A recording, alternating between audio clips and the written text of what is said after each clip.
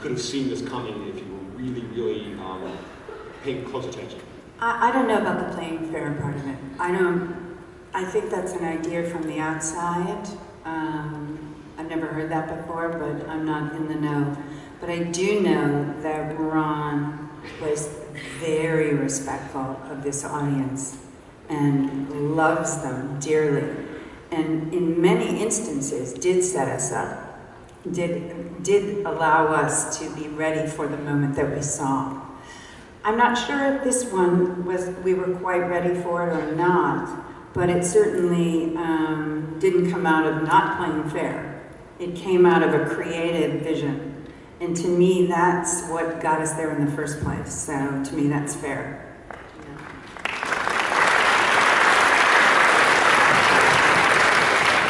We had people lining up for the moment that I said that we would be having lines, so let's start over here with a question. Hello, I want to thank you all for coming. My question is for Tricia. I just read that you were a Canadian, and I came from Ontario, Canada, to this convention to see you. Windsor, Ontario, next to Detroit. I'm a Detroiter. My question is about Battlestar Galactica, but I also want to say that I really enjoyed StarCraft II that you worked on. Oh, thank you. My favorite scenes from Battlestar Galactica are the scenes where Baltar is fantasizing about your character being there and his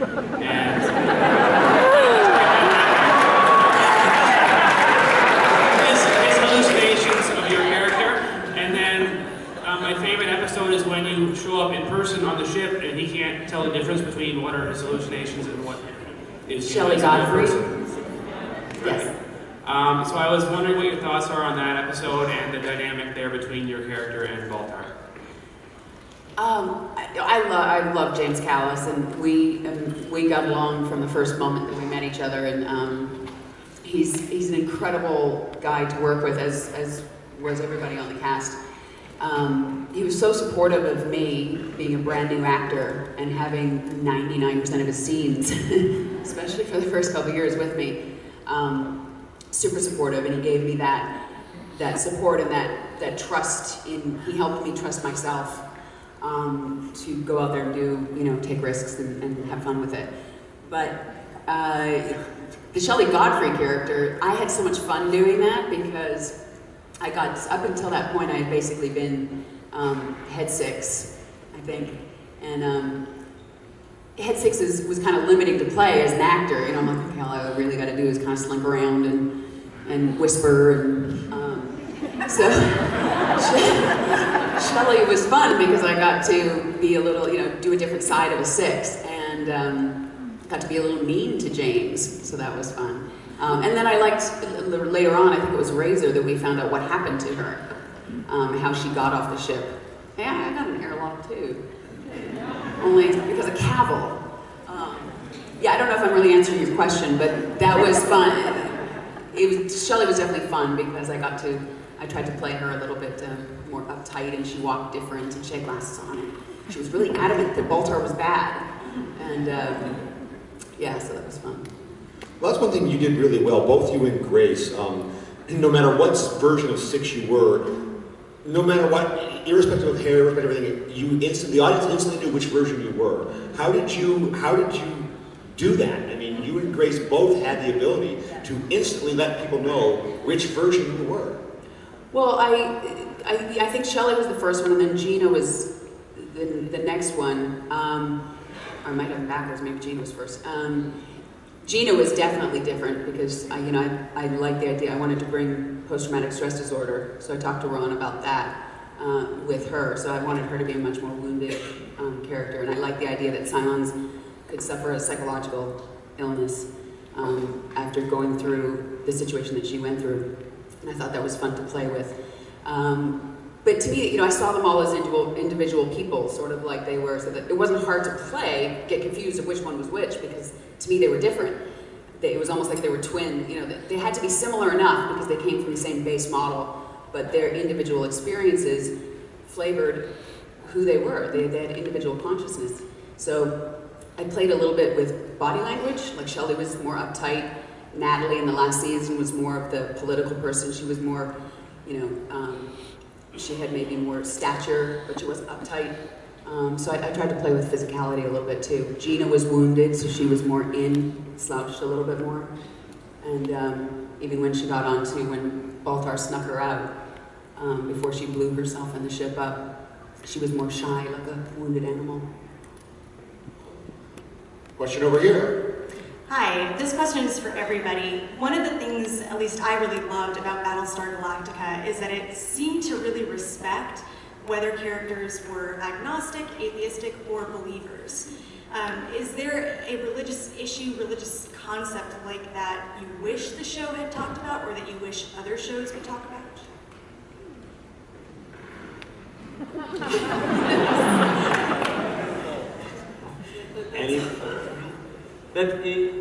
It's interesting questions like that, which is a fantastic question. Me as an actor, no, because I get a script and I go,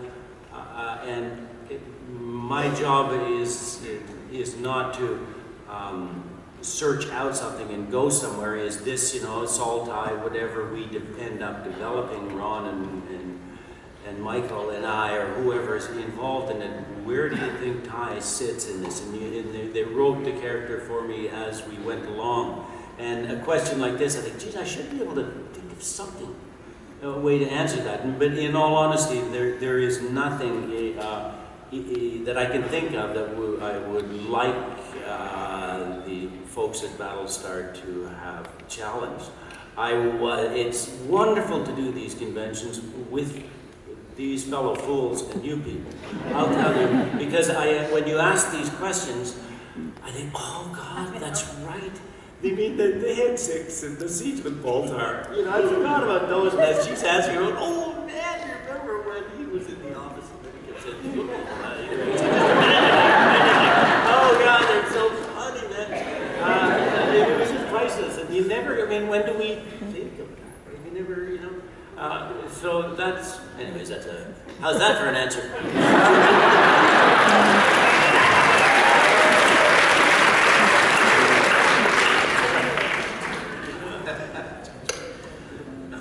Did you have any eureka moments on the show?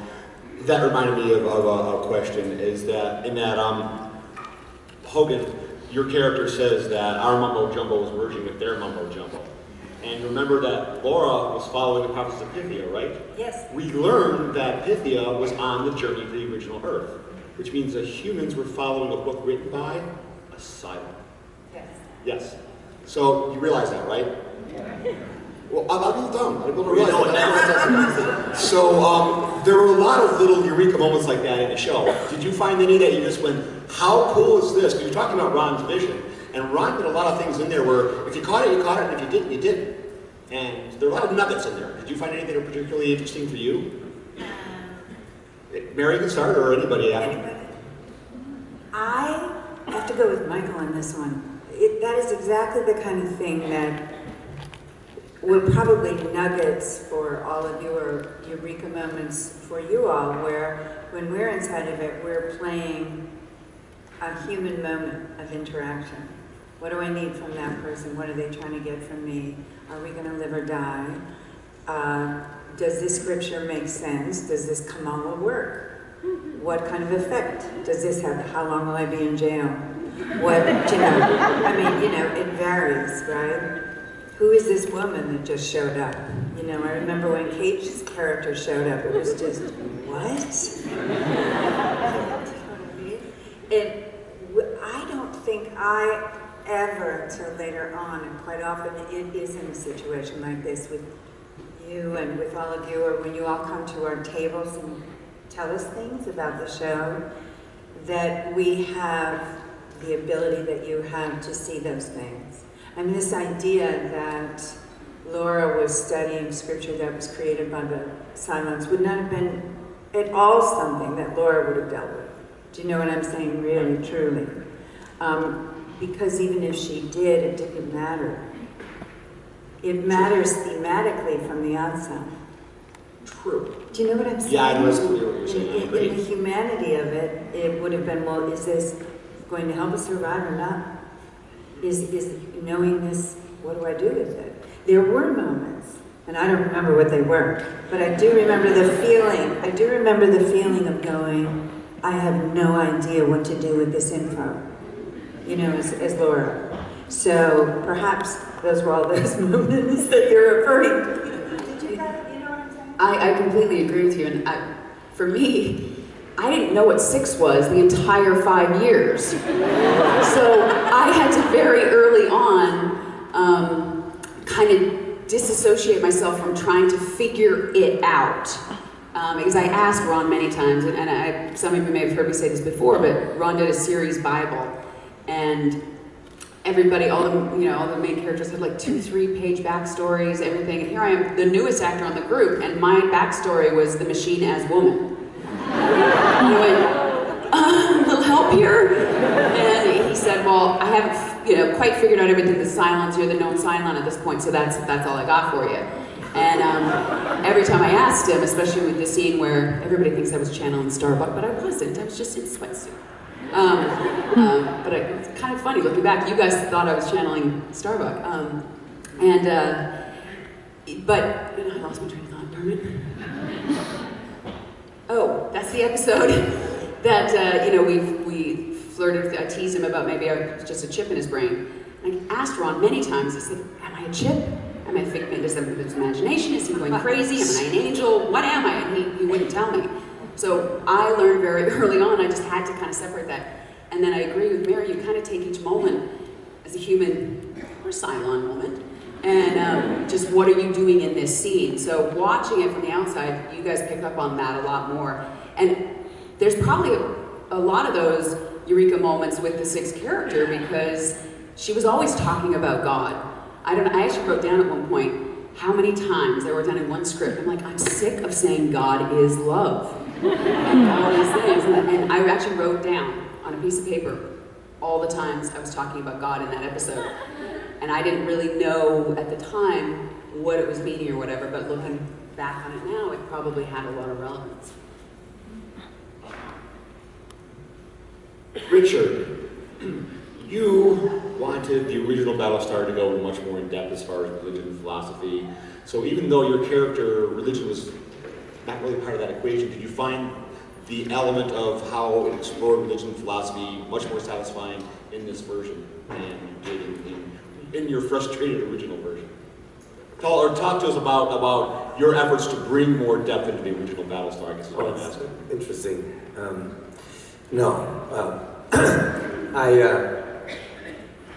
First of all, I think trying to get too opinionated or maybe too narrowly focused in terms of somebody's particular religious belief, you always have to be very careful that you don't maybe step over somebody's belief systems and faith.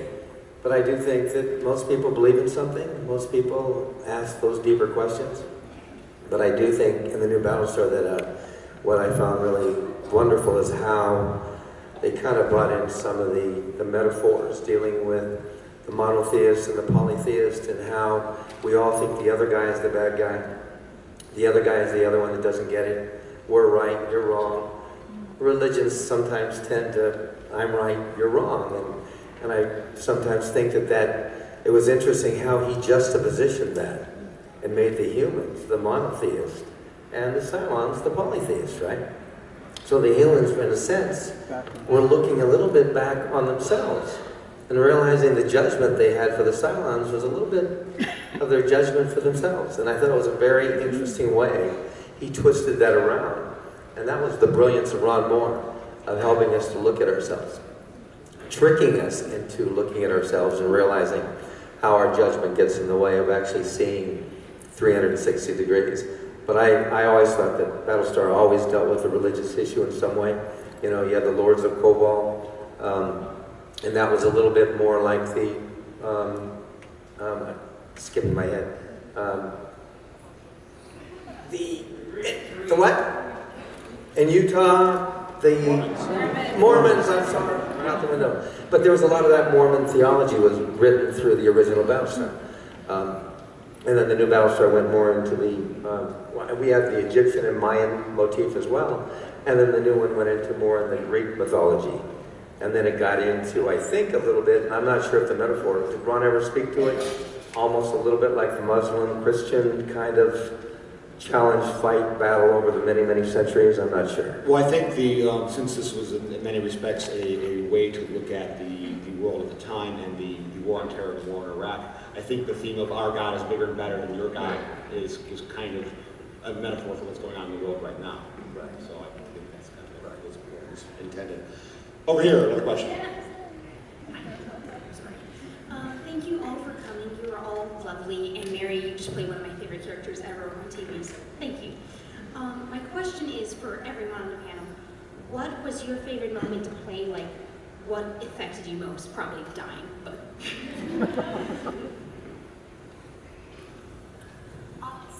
Well, my favorite moment was my debut scene.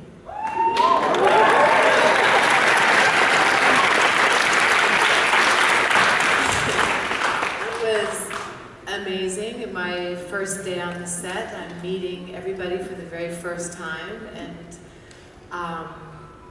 plunking down at the dinner table, and I've got everybody there, and I'm still only supposed to do 1 or 2 episodes at this point, so you know, what the hell?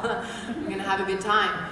And Eddie was directing, and he indulged me, and the most amazing thing was the chemistry at the table with Michael Hogan, who was my long lost husband or whatever, and we got together and had this ridiculous chemistry, like naughty children getting busted at the dinner table. And there's Mom, and Adama's dad, and my beautiful stepbrother who I'm playing footsie with, over there, and it was just like this wacky environment. The more Eddie allowed me to play, the more devilish I discovered my character to become, and I was able to plant all these different seeds that I didn't even know would be allowed to be harvested later on, because I thought I was going to do 2 episodes. And Ellen was born. Everything that I played throughout the show was born at that dinner table. All of her characteristics, the deviousness, the manipulation. When she puts her leg across onto Apollo, Jamie Bamber did not know. When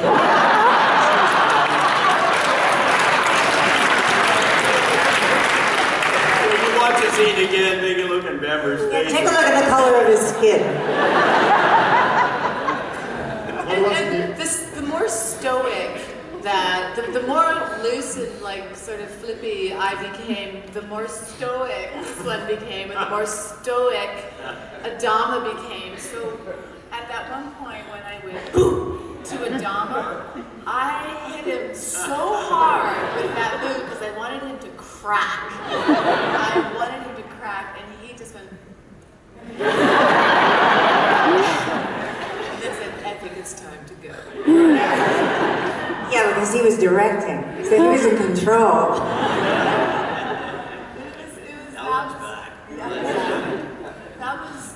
That was like, so that and then my death scene and everything in between were my favorite.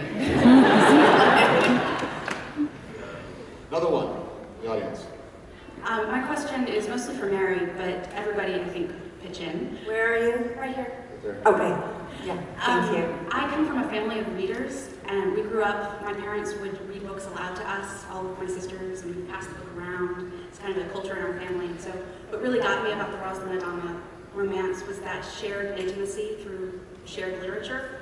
It's just not something that we see in TV or movies anymore. I was wondering if you could comment on why that is. And things like that. Why we don't see it much anymore? Because I don't think we're reading as much as we used to. And it's a really tricky time because people are looking now at reading as kind of a poignant thing that they used to do. Do you know what I'm saying? We all find it very moving. It's a very intimate experience. Well, you know how exciting my life is.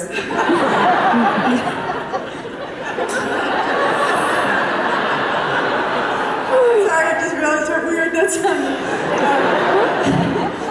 But it is. It's still. You know what I'm saying, right? Reading a book is a beautifully personal thing.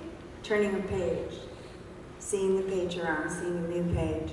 And because that's at least seems to be disappearing from our culture, and we're evolving towards a faster informational processing, a faster storytelling experience. Everything is speeding up.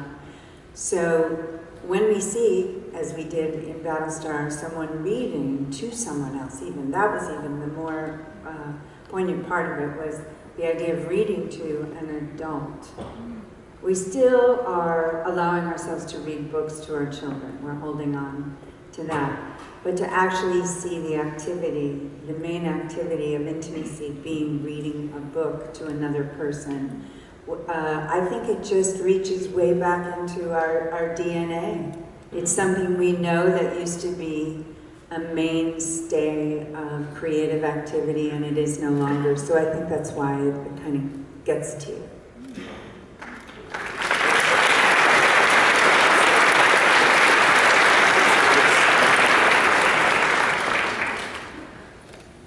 Anyone want to add anything? You said it was Mary first, but everyone else after, correct? Can't top that. So say well. Another one over here. I just want to say, after 8 years of trying to get here, I have finally made it. I'm not sure if you've heard this question, but I have noticed during consequent rewatches that the show has dealt extensively with religious history.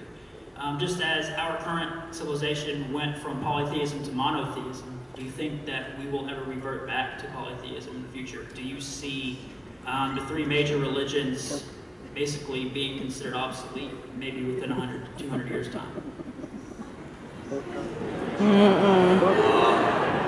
Martin?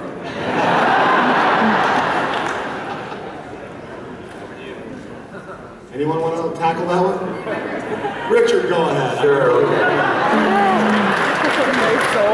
Give it to Richard, you know. Smart. Thanks. Well, that's a very provocative question, as you already know. But I would hope that we move out of the looking at everybody else as not getting it right, missing, you know, the equation. So often we get caught up in a set of belief systems, and some of it we share, some of it we don't, but we focus on what we don't agree on, and then we're always in an adversarial relationship with each other. And, you know, like politics, I wish we would get rid of both Republicans and Democrats.